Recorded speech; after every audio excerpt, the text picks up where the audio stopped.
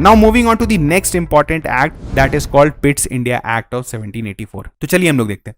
अब देखिए एक्ट जो है ये इंट्रोड्यूस किया फॉलोइंग की प्रोविजंस। रेगुलेटिंग एक्ट 1773 से क्या हुआ था कि गवर्नमेंट, ब्रिटिश गवर्नमेंट थी, उन्होंने दिखाया कि we are going to control the activities of East India company. East India के कंपनी के एक्टिविटीज को, क्योंकि बोला गया था कि कोर्ट ऑफ डायरेक्टर्स जो है वो जो भी एक्टिविटीज ईस्ट इंडिया कंपनी काम कर रही है उसका सारा एक्टिविटीज का जो है रिपोर्ट वो ब्रिटिश गवर्नमेंट को देना है। लेकिन यहां पर क्या होता है, पिट्स इंडिया एक्ट बेसिकली विलियम पिट जो थे वहां पे प्राइम मिनिस्टर थे, बहुत यंग प्राइम मिनिस्टर थे, उनके ही लीडरशिप में ये एक एक्ट पास किया गया जिसके विद इन एक बोर्ड ऑफ काउंसिल क्रिया, आप जो बोल सकते हैं बहुत ही इंपॉर्टेंट बॉडी है, यहां पर आप देख सकते हैं बीओसी क्रिएट किया गया अपार्ट फ्रॉम सीओडी, जो कि आप बोल सकते हैं सारा गवर्नेंस रिलेटेड इश्यूज जो था उसको ओवरसी करने वाला था। तो यहां पर हम लोग देखेंगे कि एक इंपॉर्टेंट बॉडी बनाया जाता है बोर्ड ऑफ काउंसिल, जिसमें 6 मेंबर्स थे। एक थे आपके सेक्रेटरी ऑफ स्टेट, बेसिकली वो एक कैबिनेट मिनिस्टर होते थे, ब्रिटिश पार्लियामेंट में एक कैबिनेट मिनिस्टर होते थे। इसके अलावा 4 मेंबर्स जो थे वो प्रिवी काउंसिल के मेंबर्स थे, वो भी बोर्ड ऑफ कंट्रोल के जो है आप बोल सकते हैं मेंबर थे, एंड एक एक्सचेकर था उसका मेंबर। तो टोटल यहां पर 6 मेंबर्स थे। तो यहां पर आप देख रहे हैं कि बीओसी प्लस सीओडी का एक डुअल फॉर्म ऑफ गवर्नमेंट यहां पर सेटल किया गया।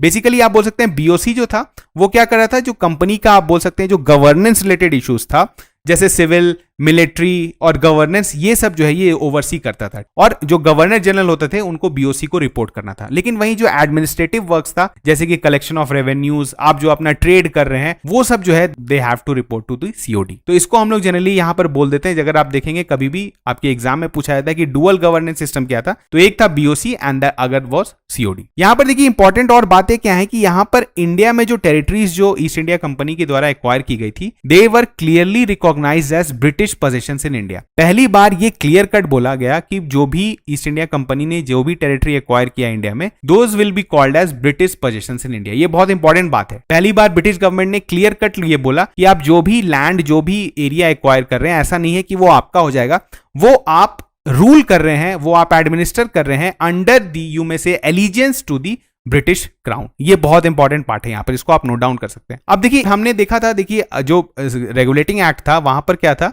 There were governor general of Bengal और उसके अलावा जो एग्जीक्यूटिव काउंसिल थे उसमें 4 मेंबर्स हुआ करते थे। अब देखिए 4 मेंबर्स थे, तो इसमें कोई भी लॉ पास कराने के लिए अगर आपको 5 मेंबर्स हैं तो you need the majority of 3। ठीक है, आपको मेजॉरिटी ऑफ 3 चाहिए रहता था कोई भी लॉ पास कराने में। तो यहां पर क्या हो रहा था कि जो गवर्नर जनरल का जो काउंसिल बन गया था उसमें जो पहले वॉरेन हेस्टिंग्स थे उनको, उनके जो एग्जीक्यूटिव काउंसिल के जो मेंबर्स थे उनके साथ उनका रिलेशंस काफी अच्छा नहीं था। तो इसकी वजह से क्या हुआ कि इनिशियल टसल पैदा हुआ और बहुत सारे लॉज जो है वो पास नहीं हो पाए। तो इसको सबड्यू करने के लिए क्या किया गया कि यहां पर 4 मेंबर से जो है इस एग्जीक्यूटिव काउंसिल के मेंबर्स को बना दिया गया 3। यहां पर आप ध्यान रखिए, initially it was 4 and again it was made 3 members. तो अब आपके पास क्या हो गया, गवर्नर जनरल प्लस 3। तो यहां पर 3+1 का एक सिस्टम बन गया, और इसमें जो है गवर्नर जनरल को कास्टिंग वोट का पावर भी दे दिया गया कि अगर एक टाई होता है तो उस केस में जो है गवर्नर जनरल जो है वो किसी भी एक्ट में कास्टिंग वोट डाल के वो उस लॉ को पास करा सकते हैं। ठीक है, तो अगेन यहां पर आप देख रहे हैं कि गवर्नर जनरल के पोजीशन को थोड़ा सा और स्ट्रांग